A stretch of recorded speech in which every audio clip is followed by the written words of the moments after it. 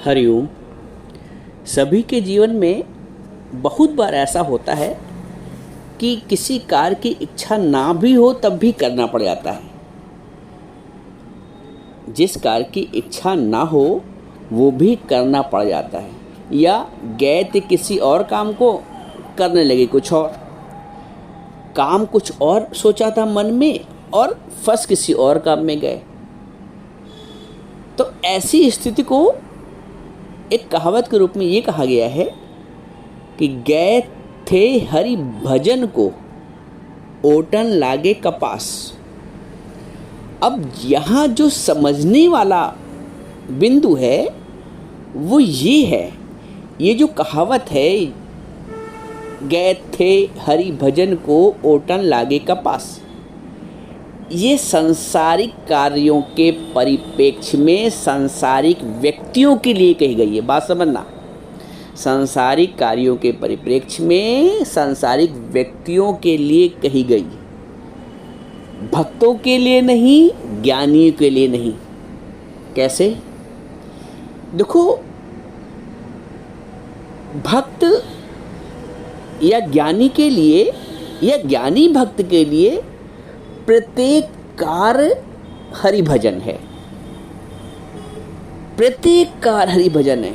वो रोटी भी बना रहा है तो हरि भजन है, वो कपड़े भी धो रहा है तो हरि भजन है, वो साफ सफाई का कार्य भी उसके शरीर से हो रहा है तो हरि भजन है, वो व्यापार भी कर रहा है तो हरि भजन है, वो कार्यालय का कार्य भी कर रहा है तो हरि भजन है, क्योंकि उसने संपूर्ण जीवन हरि को समर्पित कर दिया है। सांस सांस सिमरो गोविंद। तो जिसके श्वास श्वास में गोविंद का सिमरन है तो उसके लिए प्रत्येक कार्य हरि भजन है। जिसके श्वास श्वास में हरि का सिमरन है, हरि का भाव है, तो उसके लिए प्रत्येक छोटा बड़ा कार्य हरि भजन है। ओटन लागे कपास का कोई उसके जीवन में महत्व ही नहीं है। ओटन लागे कपास का जो सांसारिक अर्थ निकाला जाता है कि वो जी उबाने वाला काम, कुछ का कुछ और। लेकिन ज्ञानी के लिए, एक भक्त के लिए प्रत्येक कार्य हरि भजन है, क्योंकि उसका प्रत्येक कार्य कर्म योग के सिद्धांत के आधार पर प्रतिपादित किया जाता है इस शरीर से। ये जो शरीर है ये भी परमपिता परमेश्वर का, जो कार्य है वो भी परमपिता परमेश्वर का, और जिसके निमित्त कार्य किया जा रहा है वो भी परमपिता परमेश्वर का। तो जब आप हैं ही नहीं तो फिर कार्य का बंधन कहाँ है, कार्य का कर्तापन कहाँ है, और वो कार्य कैसे आपको उबाएगा? ओटन लागे कपास वो कार्य आपके लिए नहीं हो सकता है। तो ज्ञानी को जो भी सामने कर्म आता है वो सहजता से उसके द्वारा होता है, और ओटन लागे कपास जैसा उसके अंदर भाव नहीं आ पाता। अगर ओटन लागे कपास का भाव आएगा तो इसका मतलब वो करता है, अपने आप को कर्ता मानता है, और कार्य करने में उसको बोझ प्रतीत हो रहा है।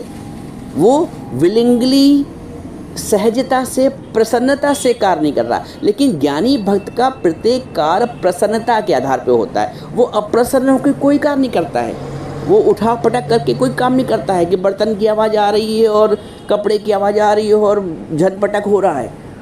ज्ञानी का कार्य जो शैली है वो इतनी सहज है, वो इतनी मधुर है, वो इतनी सुख देने वाली कि ज्ञानी को जब आप कार्य करते हुए देखेंगे ना तो उससे बहुत कुछ सीख लेते हैं। यदि कभी मैं किचन में कार्य करता हूँ तो कोई देखने वाला हो, ऑब्जर्व करने वाला हो, तो वो समझेगा किस तरह कार्य हो रहा है, कितने प्रेम से कार्य हो रहा है, और कार्य करते करते कोई फैलाव नहीं। किचन का भी कोई कार्य है तो कार्य करते करते समेट भी होता जा रहा है, ये नहीं कि फैला के डाल दिया, अगला आके समेट करेगा। इतना करीना है, इतना तरीका है ज्ञानी के पास, क्योंकि प्रत्येक कार्य वो बड़ी प्रसन्नता से करता है, बड़े भाव से करता है, प्रेम में करता है, प्रेम के भाव से करता है, और प्रभु के लिए करता है, और प्रभु ही करता है, उसमें उसका कर्तापन भी नहीं है। तो जो ओटन लागे कपास वाला जो बोझ वाला भाव है ये ज्ञानी के जीवन में कभी नहीं आना चाहिए। ठीक है, प्रभु की ऐसी मर्जी। अब बहू कुछ और करने जा रही थी, सास ने किसी और काम में फंसा दिया। अब यदि बहू को ज्ञान है तो ठीक है, जैसी प्रभु की मर्जी, चलिए मैं करे दे रही हूँ। वरना अज्ञान होगा तो कहाँ बुढ़िया ने फंसा दिया, या भाव है तो कहाँ मम्मी जी ने फंसा दिया। लेकिन यदि प्रेम का भाव है, प्रभु का भाव है, तो ठीक है, जैसी प्रभु तेरी मर्जी, जैसी तेरी मर्जी, क्योंकि मर्जी उसकी है, दिशा निर्देश उसका है। हो सकता है सास के रूप में उस हमको दिखने में आ रहा है कि उसने मुझे कार में फंसा दिया, लेकिन हो सकता है प्रभु उस रूप में परीक्षा ले रहा हो, मेरे धीरज की, मेरे धैर्य की, मेरी प्रसन्नता की। ऐसा तो नहीं कि मैं अप्रसन्न हो जाती हूँ, ऐसा तो नहीं मैं धीरज खो देती हूँ, ऐसा तो नहीं मैं बड़बड़ करने लगती हूँ, ऐसा तो नहीं कि मैं अपशब्द का प्रयोग करने लगती हूँ। नहीं, यदि आप अपशब्द का प्रयोग नहीं करती हैं, यदि आप बड़बड़ नहीं करती हैं, यदि आप अप्रसन्न नहीं होती हैं, तो वो कार्य ही आपका पूजा है। कार्य पूजा तभी होता है जब भगवत भाव से हो। आपने बचपन सबने सुना है कि कार्य ही पूजा है, वर्क इज वर्शिप। तो कार्य पूजा कब होता है? जब भगवान के भाव से हो, जब प्रसन्नता के भाव से हो। तो ज्ञानी का प्रत्येक कार्य जो भी उसके शरीर से निष्पादित हो रहा है वो कर्म योग के सिद्धांत के आधार पर है। कर्म का योग अर्थात परमात्मा, योग का मतलब जुड़ा हुआ, परमात्मा से जुड़ा हुआ। कार्य भी जुड़ा हुआ है, कार्य का फल भी परमात्मा से जुड़ा हुआ है। ना उसको कार्य करने का अहंकार है, ना उसके फल से कुछ लेना देना है। जो भी फल आएगा वो सहज स्वीकार होगा, क्योंकि कर्मण्येवाधिकारस्तु मा फलेषु कदाचन। ये है ज्ञान, ये है जीवन को सहज और सरल बनाने का तरीका, ये है जीवन को उस ऊबने से बचाने का तरीका कि कैसे मैं ऊबूं ना और परमात्मा के प्रेम में डूबा रहूं। तो आज से जीवन में कोई भी ऐसा कार्य मान लो आ जाता है अनिच्छा से, किसी ने सौंप दिया, आप करने के लिए भी बाध्य हैं, तो अब उसको करिए, प्रेम से करिए। अगर ओटन लागे कपास वाला भाव रख के करेंगे ना, तो एक मन में बोझ आएगा, एक अशांति आएगी, एक अप्रसन्नता आएगी। तो प्रसन्नता बनाने रखने के लिए, शांति बनाने, अच्छा अपने मन की भी शांति बनाए रखना है और अगले के मन की भी शांति बनाए रखना है। जो भी हमारे इर्द गिर्द कर्म प्राणी हैं, ना हमको स्वयं को अप्रसन्न करना है, ना जो हमारे इर्द गिर्द कर्म प्राणी उनको अप्रसन्न करना है, ना हमें खुद को अशांत करना है, ना हमारे चारों ओर जो इर्द गिर्द प्राणी हैं, कर्म प्राणी हैं, परिवार की प्राणी हैं, या हमसे जुड़े जो भी व्यक्ति हैं उनको अप्रसन्न करना, उनको अशांत करना है। सबकी शांति, सबकी प्रसन्नता और अपनी प्रसन्नता बनाए रखने हुए ज्ञानी के जीवन से सारे कार्य। ऐसा नहीं ज्ञानी कोई कार्य करता नहीं, वो ऑफिस नहीं जाता है, कि वो स्कूल नहीं जाता है, कि वो दफ्तर नहीं जाता है, कि वो बिजनेस नहीं करता है, कि वो घर के कार्य नहीं करता है, सारे कार्य करता है। लेकिन कार्य करते हुए उनका जो योग है वो परमात्मा से, यही है कर्म योग जो भगवान ने दूसरे अध्याय में समझाया है। तो ज्ञानी का प्रत्येक एक कपड़ा भी उठा के इधर से उधर रहा है तो उसका कर्म योग है। वो एक डिब्बा भी इधर से उठा के उधर रख रहा है तो इसका कर्म योग है। अब जब कर्म का योग है परमात्मा से, तो वो बंधन कैसे डालेगा, वो अप्रसन्न कैसे करेगा।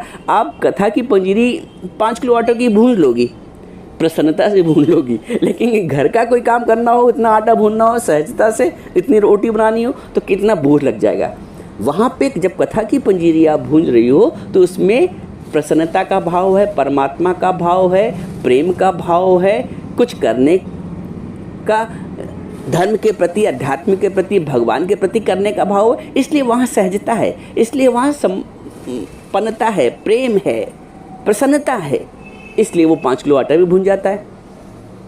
घर की 25 रोटी बनानी हो तो ये मैं ही बनाऊँ, क्योंकि वहाँ कर्तापन का भाव है और प्रेम का अभाव है।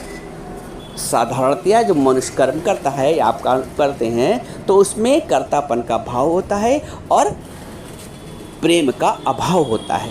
लेकिन जब हम अध्यात्म से जुड़ते हैं, जब हम गुरु से जुड़ते हैं, जब हम सत्संग से जुड़ते हैं, तो हमारे प्रत्येक कार्य में सहजता है, प्रसन्नता है, शांति है, प्रेम है। तो कार्य से उबो नहीं, वरना कर्तापन के अहंकार में डूब जाओगे। कार्य से उबो नहीं, कार्य को प्रभु का कार्य समझ के उसको करते रहो। जीवन में शांति की स्थापना, प्रेम की स्थापना, प्रसन्नता की स्थापना ही सबसे बड़ी पूजा है, सबसे बड़ा सत्कर्म है।